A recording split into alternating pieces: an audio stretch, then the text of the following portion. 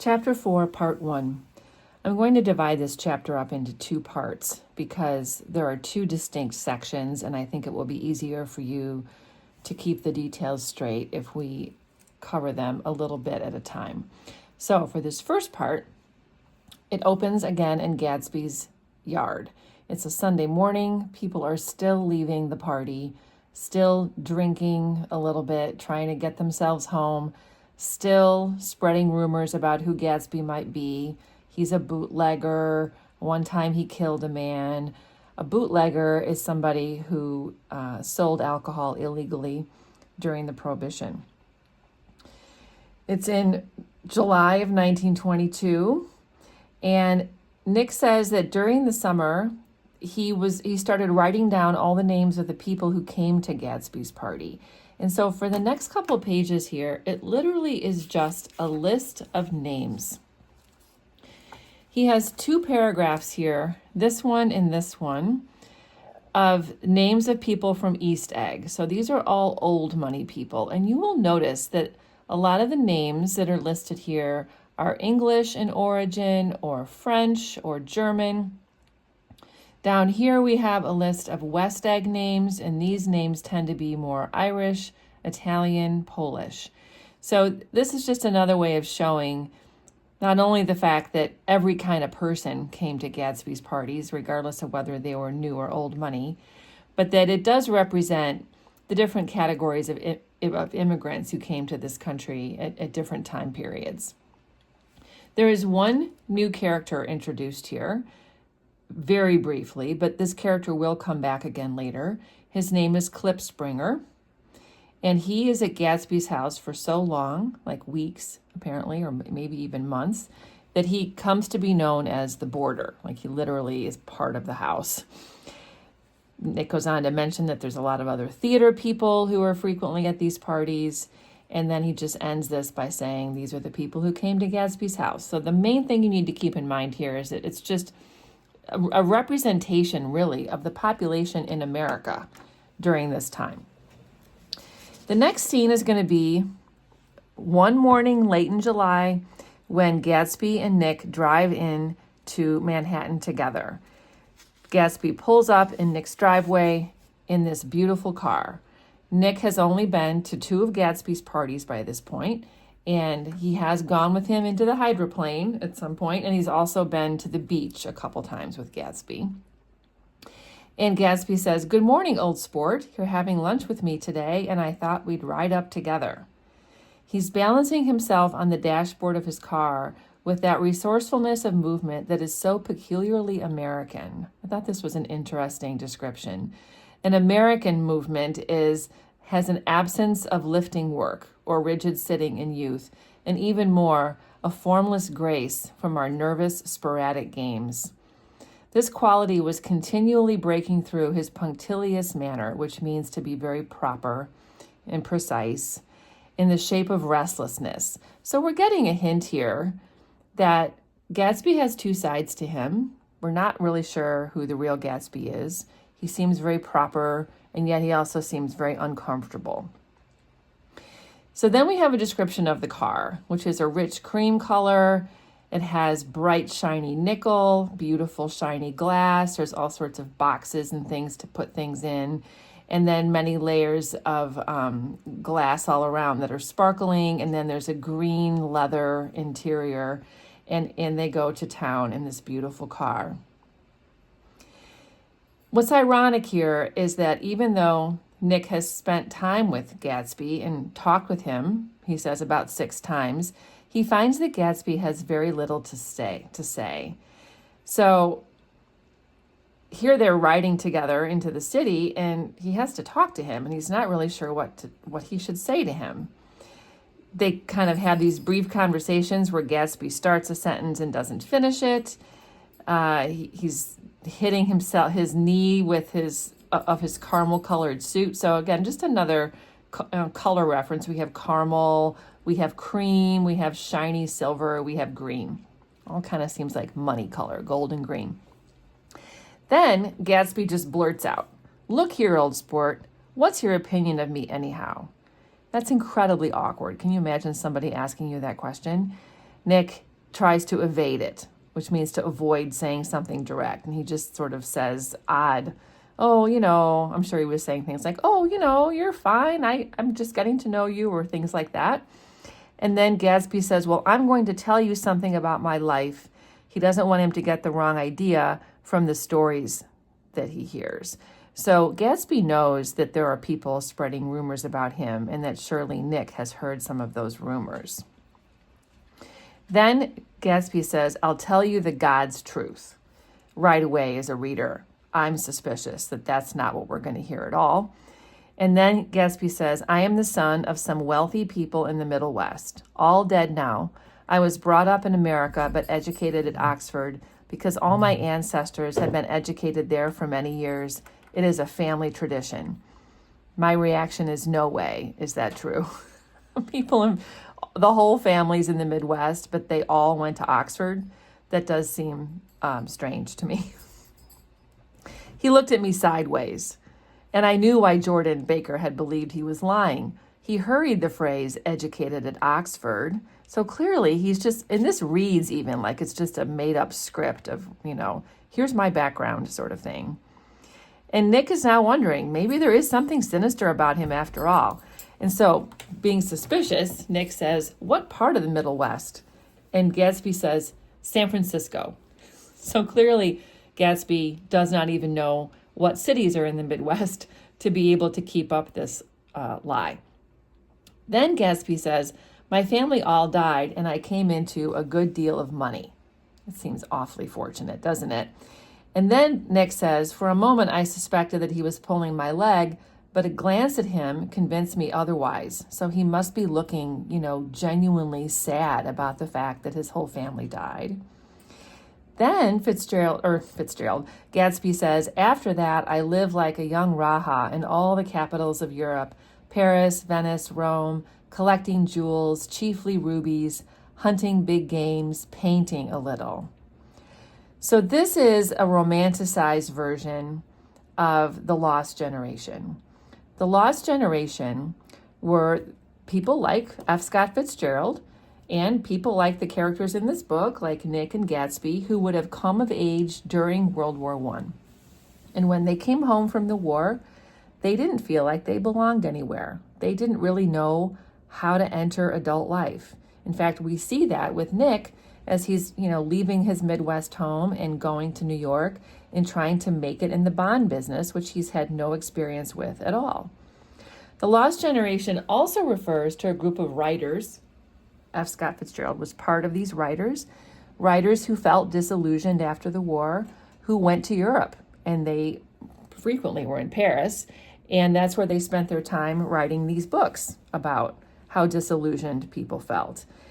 This reference here to hunting big game makes me think of Ernest Hemingway, who a lot of his books were written about men who were hunting big game, and he also actually did like to do that. And then Gatsby says he is running around doing all these things, painting and hunting big game, trying to forget something very sad that had happened to him a long time ago. So Nick can't believe that this is true. And when he says he's restraining his incredulous laughter, incredulous means to be disbelieving. It's such a worn and threadbare phrase, which is how all of this sounds to me, that Nick really thinks it's just a story.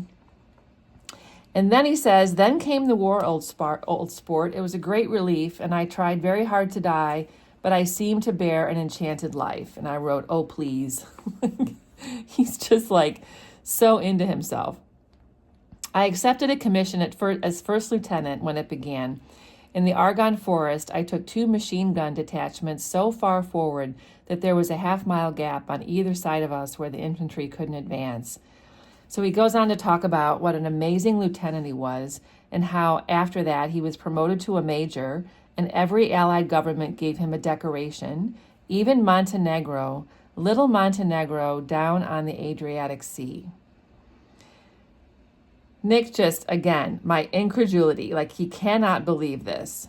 He cannot imagine how someone comes up with all these stories. He says it was like skimming hastily through a dozen magazines, the way that Gatsby is describing this. That's a really funny simile. But then Gatsby reaches into his pocket and takes out a piece of metal that's on a ribbon, and then he says to Nick, "That's the one from Montenegro." And actually, it looks like a real thing.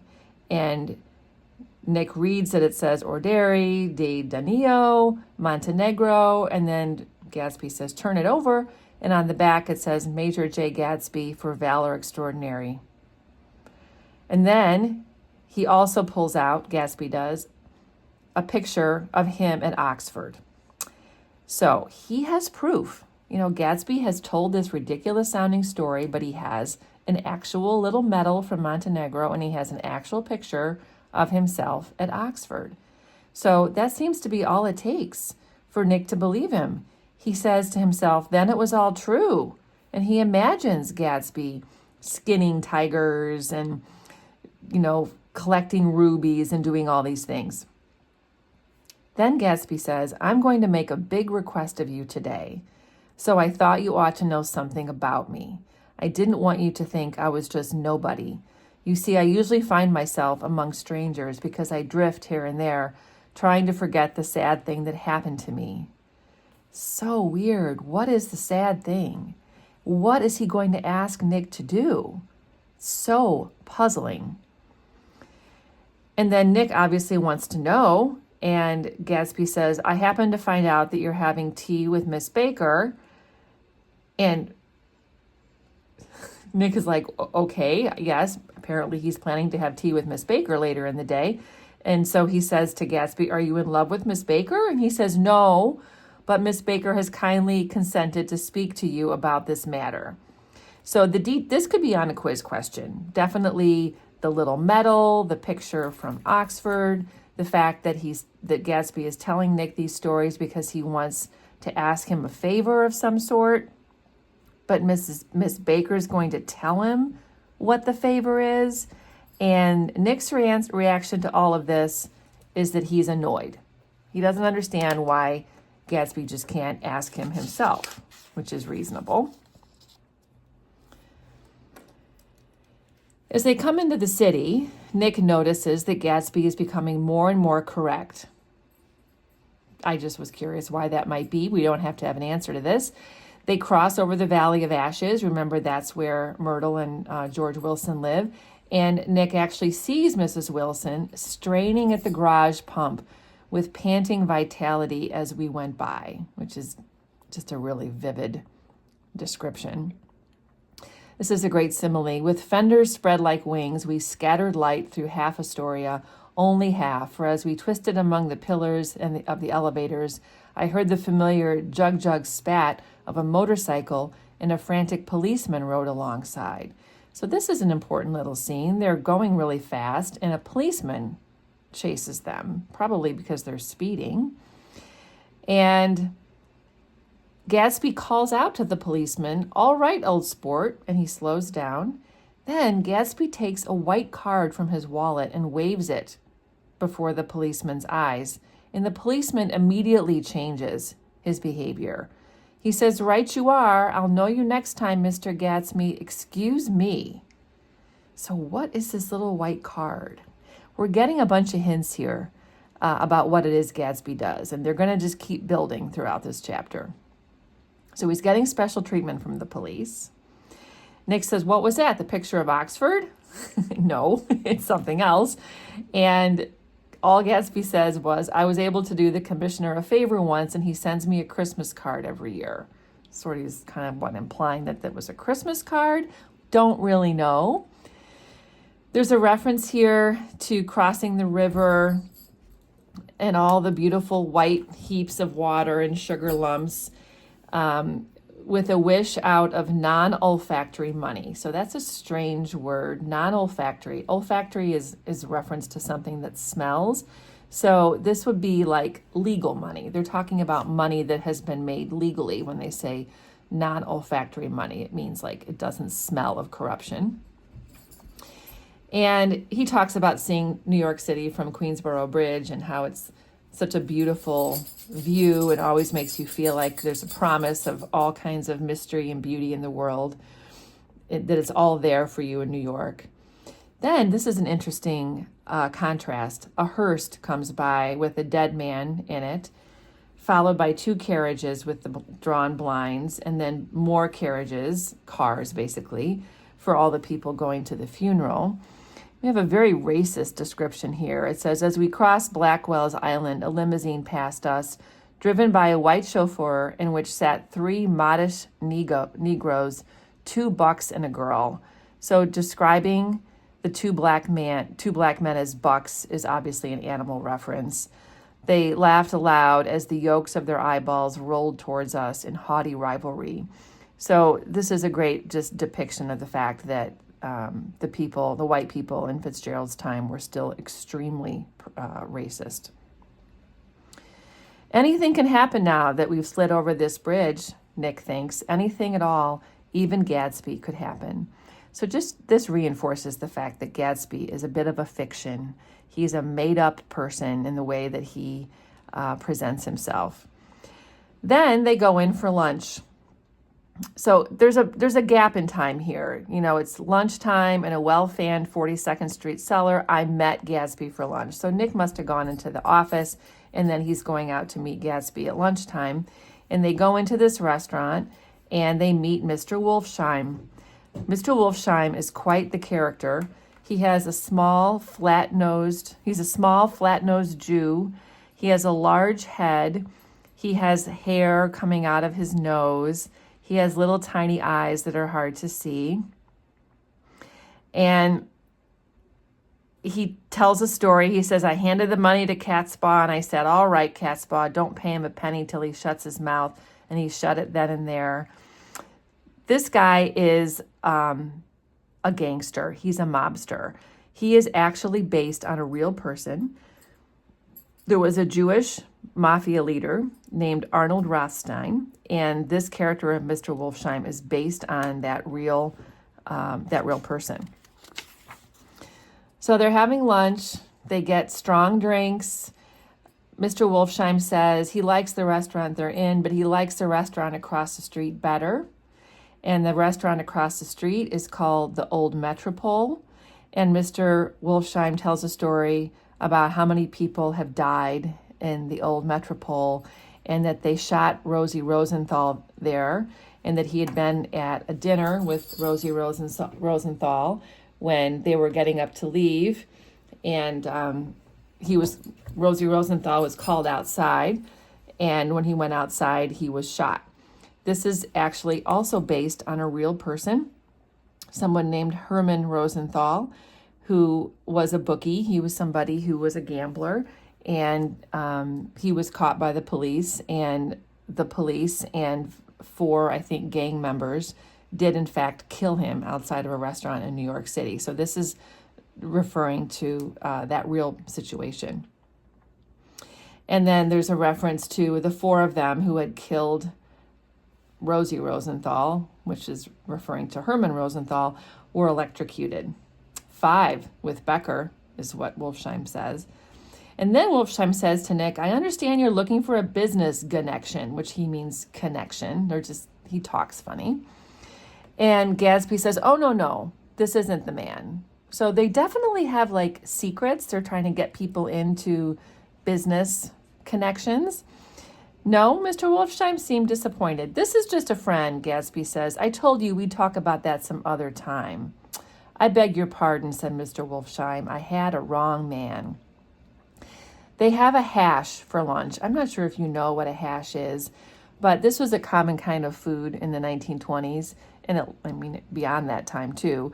It's basically like chopped up meat and potatoes and onions that are done like in a big skillet, and that's what they're having for lunch. And this is a funny oxymoron. He watches Mr. Wolfsheim eat with ferocious delicacy.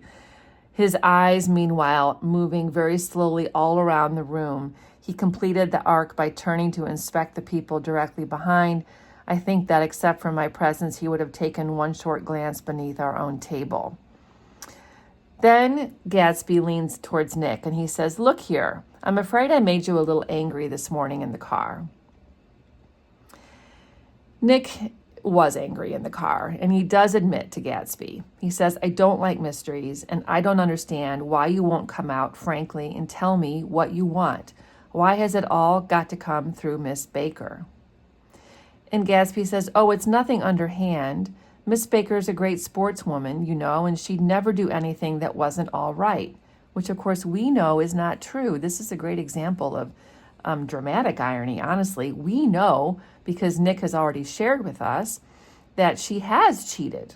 She cheated when she was playing golf, and so she would for sure do something that wasn't all right. And of course, Nick knows this as well. Obviously, Gatsby doesn't seem to.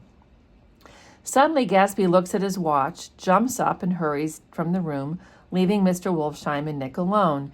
And Mr. Wolfsheim says he has to telephone. So interesting. I mean, this is the same. This makes me think of the parties when people are calling him in the middle of the night. And then Mr. Wolfsheim says, he's a fine fellow, isn't he? Handsome to look at. And then Mr. Wolfsheim said, he's an Oxford man, which is Oxford. This guy has a speech impediment, clearly. He went to Oxford College in England. You know Oxford College. I've heard of it, Nick says. It's one of the most famous colleges in the world, Mr. Wolfsheim says. So Nick takes this chance to ask a few questions, like, have you known Gatsby for very long? And this background information is important. This could definitely be on a quiz. He says that he met Gatsby after the war, and he recognized that he was a man of fine breeding. He thought to himself, there's the kind of man you'd like to take home and introduce to your mother and sister. And then he says to Nick, oh, I see you're looking at my cuff buttons, like cufflinks. And Nick thinks to himself, well, no, he hasn't been looking at them. But then he does. And Mr. Wolfsheim says they're the finest specimens of human molars. So he has cufflinks made of someone's teeth. Well, I inspected them. That's a very interesting idea. Yeah, he flipped his sleeves up under his coat. Yeah, Gatsby's very careful about women. He would never so much as look at a friend's wife. Interesting thing to say, isn't it? Then Mr. Wolfsheim decides he's time to leave. He's much older than Gatsby and Nick, and he says, you know, I won't impose myself on you any longer. He shakes hands and turns his tragic nose away, and Nick notices his tragic nose is trembling, and I wondered if I had said anything to offend him. And Gatsby just says, he becomes very sentimental sometimes. This is one of his sentimental days, whatever that means. So Nick still hasn't really clued in to who Mr. Wolfsheim is or who Gatsby is. My guess is that we have probably a better idea than Nick does. And he says to Gatsby, who is he anyhow? An actor? And Nick says, no, or Gatsby says, no. Or Nick says, is he a dentist? And Gatsby says, no. Meyer Wolfsheim, he's a gambler. He's the man who fixed the World Series back in 1919. Fixed the World Series, I repeated. Now, this actually happened. There was a man, it was the guy I told you about earlier, who did fix the World Series. And so this is a reference again to something that actually happened at the time. He says he's a smart man, and they could never get him. You know, even though they suspected him of fixing the World Series, he was never actually convicted. Then as they're about ready to leave the restaurant, Nick sees Tom Buchanan across the room. He says, come along, I want to meet you. I want to introduce you to somebody. And they walk up to Tom, and Tom jumps up and says, oh, Nick, you know, where have you been? Daisy's been furious because you haven't called up. And he turns to Gatsby and he says, I'd like to introduce you. This is Mr. Gatsby, Mr. Buchanan. And they shake hands briefly, and a strained, unfamiliar look of embarrassment came over Gatsby's face. How have you been anyhow? Demanded Tom of me. How'd you happen to come up this far to eat? And Nick says, I've been having lunch with Mr. Gatsby. And he turns toward Mr. Gatsby, but then realizes that he's no longer there. So he has disappeared as fast as he possibly can. So if you haven't figured out by this point, Gatsby is in the mafia. He is a mobster, he's either in gambling or bootlegging or something. The fact that he had a little white card to show the policeman shows that he's protected by the police. The fact that he's taking these phone calls at certain times and making phone calls at certain times. The fact that he's having lunch with a very well-known Jewish mobster. We can infer that Gatsby is in organized crime. We're going to stop here because this is where we're going to shift now to the backstory about Daisy, which I will then explain in Chapter 4, Part 2.